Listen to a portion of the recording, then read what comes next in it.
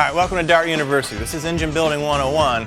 Today, it's the moment of truth. It's piston to valve clearance. So this is whether you've got all your calculations right, you've got the component match right, you got your clearances correct. So we're going to show you the clay method. It's really simple, just modeling clay. Nothing technical, your kids probably got some, just grab a little piece, don't tell them. Come over here, clean the piston off. That'll make sure when you put the clay down, it sticks nice and tight. And we can come over here to the head side. We can take a little bit of oil and just kind of, wipe down the valves a little bit. That's slippery, so when we push that valve down, it'll make an impression, and then when they lift back up, we're good to go. The clay will stick right down on top of that piston.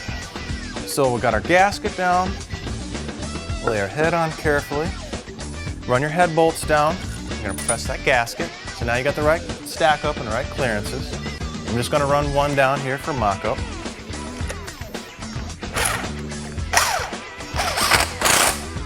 Okay, now I'm going to set up on my valve train. So I'm going to back down here on my base circle, and I'm going to set all my push rods in and my rocker arms. Now I've got a hydraulic cam in here, hydraulic roller, but what I got to do is put a solid in so I don't have any squish in my lash adjuster or my roller here. Everything's going to be tight, and I'm going to set it to 0 lash. That's important. So, mechanical or solid, you're going to have lash in there. We're going to set everything to 0. Get everything locked in here. And now I've got a complete connection all the way from my cam lobe, all the way through my push rods, rocker arms, right down in my valve. So the motion of that cam is going to be transferred right into that valve motion. So I've got 0. Let's make sure everything's just nice and tight. Now I can go through, a complete revolution of everything. So I've got this guy going down, he's going to make an impression. Come back up. I got this guy going down, coming back up. Now I can pull everything apart, lift the head off, and see what we've got as far as the impression of the clay, and take some measurements. So we'll just get all this stripped off, and you'll notice we've got checker springs. These are pretty lightweight. This makes the engine easy to turn over, but no problem using your stock springs. It just takes a little bit more effort to get the engine to spin over.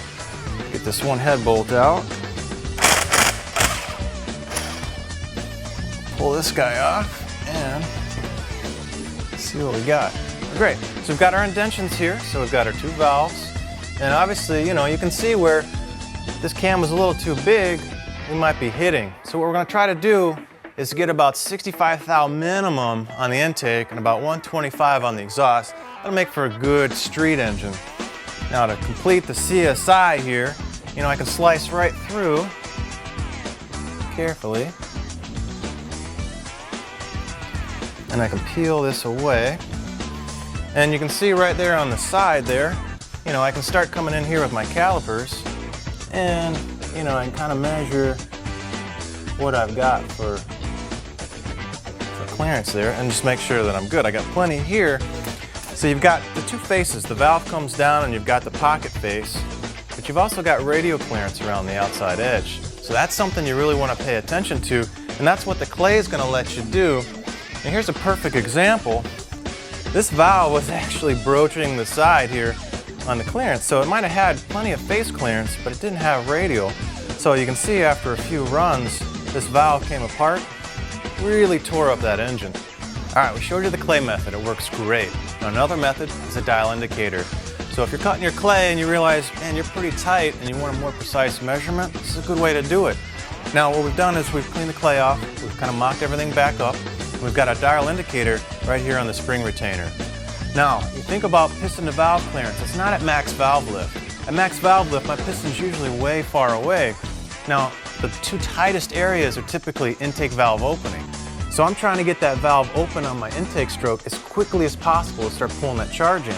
So my valve is actually chasing the piston down. The piston will fall right away from it, but that area right there, just after TDC, is where you're close on intake. But exhaust is the other way around. I've got my exhaust valve open and I'm pushing the gas out, and I want to leave it open. So my piston's actually chasing the exhaust valve closed. So those are the 2 areas. So I backed up a little bit, and you can see the piston is chasing up my exhaust valve as it's closing. So typically, 15 to 5 before is where I want to start measuring on my exhaust. If I keep going, you start to see the intake drop before I even hit TDC. So it's actually starting to chase that piston before it ever comes over and back down again. So on the intake side, typically, 5 to 15 after is where I'm going to have minimum clearance. So I might start real early. I've got everything set. My lash is at 0. Again, I've got mechanical rollers in here, even though it's a hydraulic. And my cam is acting on that valve. So anything I do to overstroke this arm is my piston to valve clearance. So I can keep measuring it about every degree. I can bump that, measure it again, write down my numbers. Now I'm going to have a plot that shows me piston to valve clearance over crank angle. That's going to give me the most confidence of what I've got and where, because obviously if I retard or advance my cam, I'm going to move that clearance around. So it's a great method to walk through both sides, intake and exhaust, get you the clearances, you know what you got.